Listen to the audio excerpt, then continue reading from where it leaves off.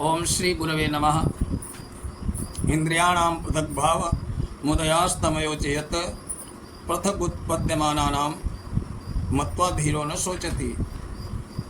हिमराज कहते हैं, नचिकेता, शब्द इस प्रसाद विषयों के अनुभव रूप पृथक पृथक कार्य करने के लिए भिन्न भिन्न रूप में उत्पन्न हुई इंद्रियों के जो पृथक पृथक भाव हैं तथा जागृत अवस्था में कार्यशील हो जाना, सुषुप्ति अवस्था काल में लय हो जाना रूप जो उनकी परिवर्तनशीलता है, इन पर विचार करके जब बुद्धिमान मनुष्य इस रहस्य को समझ लेता है कि इंद्रिय मन बुद्धि आदि का या इनका संघात शरीर मैं नहीं हूँ, मैं इनसे सर्वथा भिन्न विलक्षण नित्य चैतन्य हूँ, सर्वथा विशुद्ध और सदा एक रस हूँ, तब वो किसी प्रकार का शोक नहीं करता, सदा के लिए दुख और शोक से रहित हो जाता है। इंद्रियभ्या परम मनो मनसा सत्वमुत्तमं सत्वादि महानात्मा महतो व्यक्तमुत्तमम्। इंद्रियों से मन श्रेष्ठ है, मन से बुद्धि उत्तम है, बुद्धि से इनका स्वामी जीवात्मा ऊंचा है, क्योंकि उन सब पर इसका अधिकार है। वे सभी उसकी आज्ञा का पालन करते हैं, ये उनका शासक है, अतः उनसे सर्वथा विलक्षण है।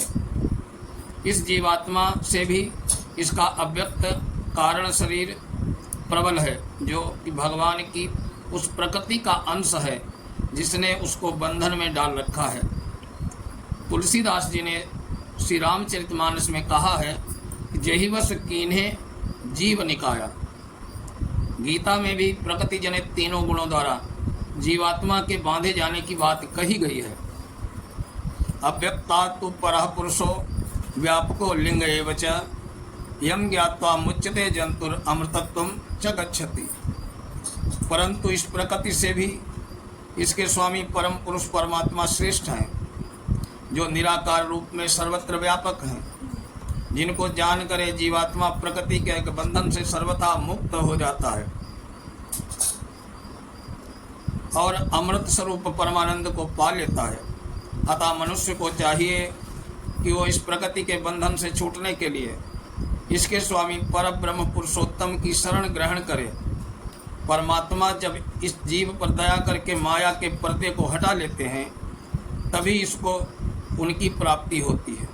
नहीं तो ये मूढ़ जीव सर्वदा अपने समीप रहते हुए भी उस परमेश्वर को पहचान नहीं पाता है।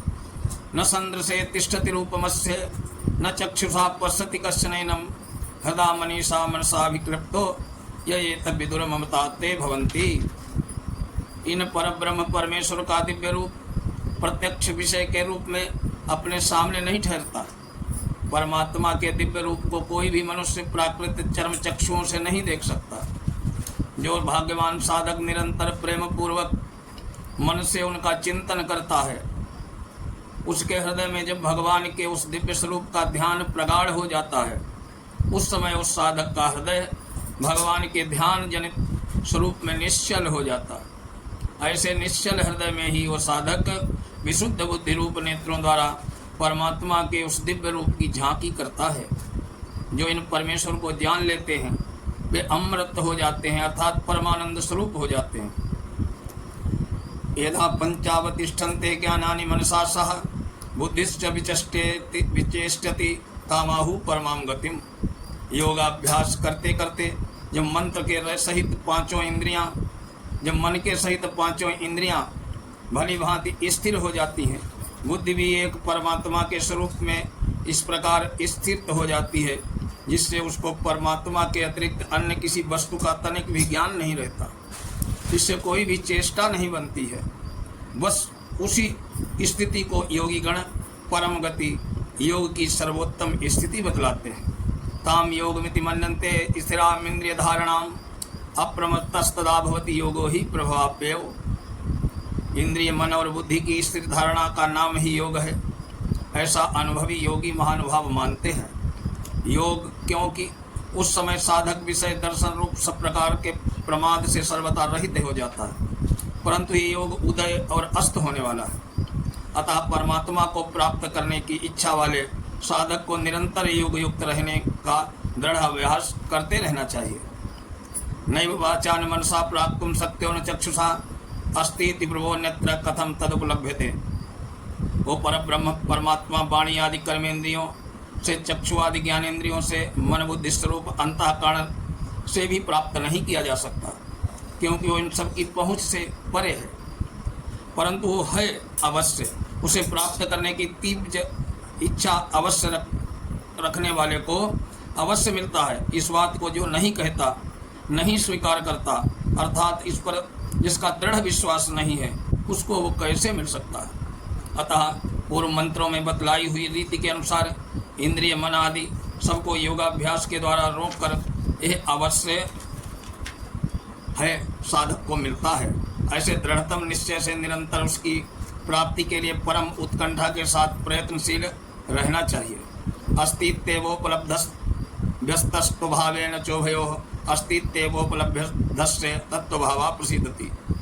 साधक को चाहिए कि पहले तो इस बात का दृढ़ निश्चय करे कि परमेश्वर अवश्य है, वे साधक को अवश्य मिलते हैं, फिर उसी में विश्वास करे, उसे स्वीकार करे, उसके पश्चात तात्विक विवेचन स्वरूप पूर्वक निरंतर उनका ध्यान करते रहे। उसके पश्चात साधक निश्चित विश्वास से भगवान को स्वीकार कर लेता है। वे अवश्य हैं, अपने हृदय में ही विराजमान हैं, उनकी प्राप्ति अवश्य होती है। ऐसा जिसका दृढ़ विश्वास है उसको प्रत्यक्ष अनुभव होता है। यदा सर्वे प्रमुच्यन्ते कामा येषु हृदि स्थिताः अथ मर्त्यो मृतो भवत्यत्र ब्रह्म समश्नुते। मनुष्य का हृदय नित्य निरंतर विभिन्न प्रकार की अहलौकिक पारलौकिक कामनाओं से भरा रहता है। इसी कारण तो कभी ये विचार ही करता है कि परब्रह्म आनंद स्वरूप परमेश्वर को किस प्रकार प्राप्त किया जा सकता है, और न काम विषयों की आसक्ति के कारण परमात्मा को पाने की अभिलाषा ही करता है। ये सारी कामनाएं साधक पुरुष के हृदय में से समूल नष्ट हो जाती हैं, तब वो सदा से मरण धर्मा था अमर हो जाता है। और यही इस मनुष्य शरीर से ही वो परब्रह्म परमेश्वर का भली भांति साक्षात अनुभव कर लेता है। यदा सर्वे प्रविद्यन्ते हृदयस्य ग्रंथयः अथ मर्त्यो मृतो भवत्यावध्यनुशासनम। जब साधक के हृदय में अहंता ममता रूप समस्त ज्ञान ग्रंथियाँ भली भांति नष्ट हो जाती हैं, उसके सब प्रकार के संशय सर्वथा नष्ट हो जाते हैं। उपयुक्त उपदेश के अनुसार उसे दृढ़ निश्चय हो जाता है परब्रह्म परमेश्वर अवश्य है, वे निश्चय ही मिलते हैं।